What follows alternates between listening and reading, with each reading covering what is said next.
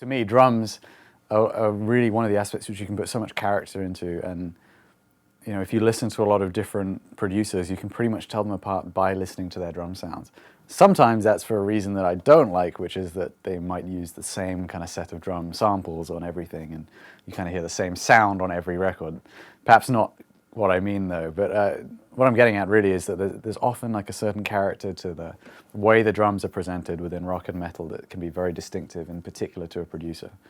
And funnily enough, we've been talking a lot about Juggernaut, the song, the record that this song came from, and we tracked that over a year ago, probably like 13 or 14 months ago, that we did the drums for that song.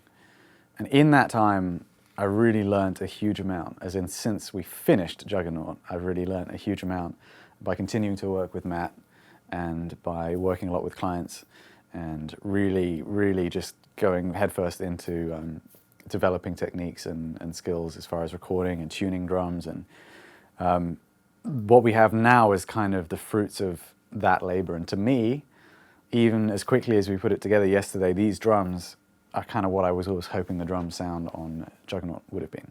I'm still happy with how it sounds, but it was a different process in terms of the mixing. It wasn't done in the same way that I'm about to show you.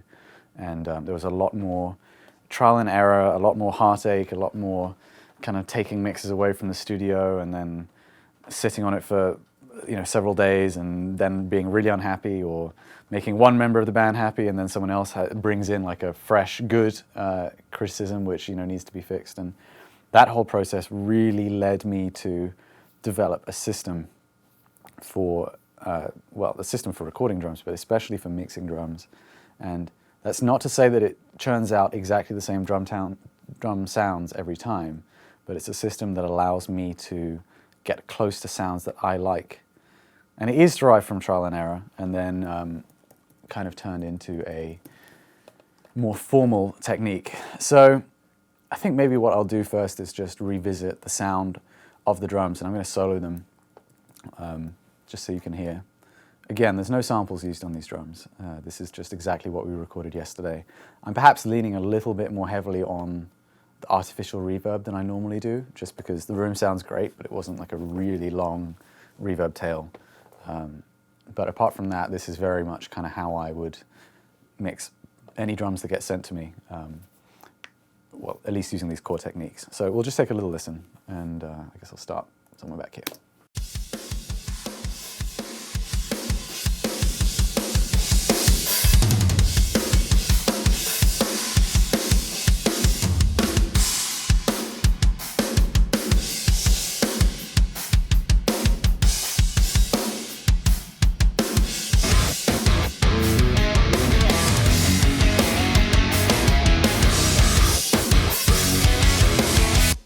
And perhaps I'll just give a little blast of the part where Matt, unlike what he played on the album, we did like a way less tasteful part to demonstrate. Way less tasteful. Way less tasteful. Just to demonstrate, for me particularly, like the sound of the drums when they're played in a faster and more dynamic manner. This is utilizing a lot of the drumming skills that Matt is known for, the kind of more gospel style, decorative, what am I saying decorative for? Just like very intricate work on the hi-hats, lots of use of ghost notes, loads of toms in there as well. And that stuff really tests a drum mix, and that's where sample drums can really fall apart, because the dynamics are very frequently completely wrong or completely non-existent. So I'll just hit play and we'll listen to a short segment of that.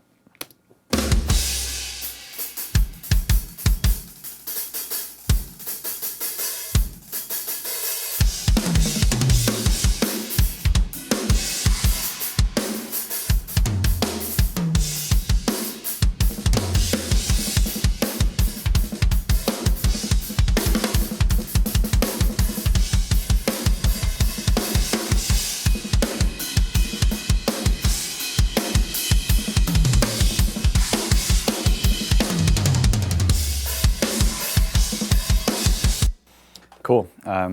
Yeah, I'm really pleased with how these drums have come out. I kind of want to draw attention to the fact that while there is a lot of consistency and the sound is really powerful, it lacks, to me, the hallmarks of really triggered sounding drums, which is that there's real variation from hit to hit.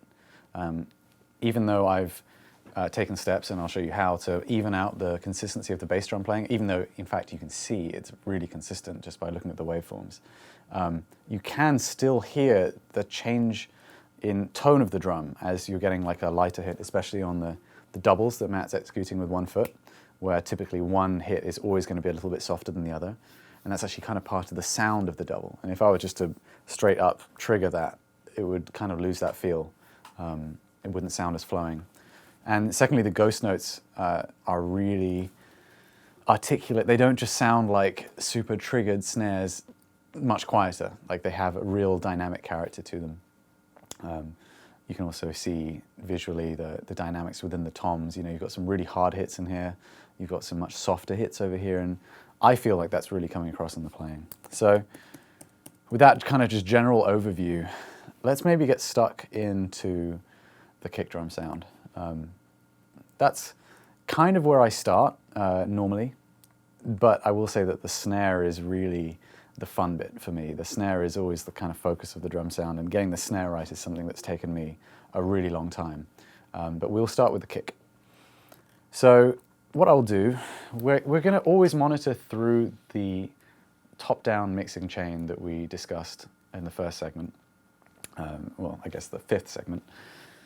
And I'm going to turn off certain things. We've got some parallel compression, and we have the reverb send, and I'm going to mute both of those so we're just hearing a much drier version of the drums.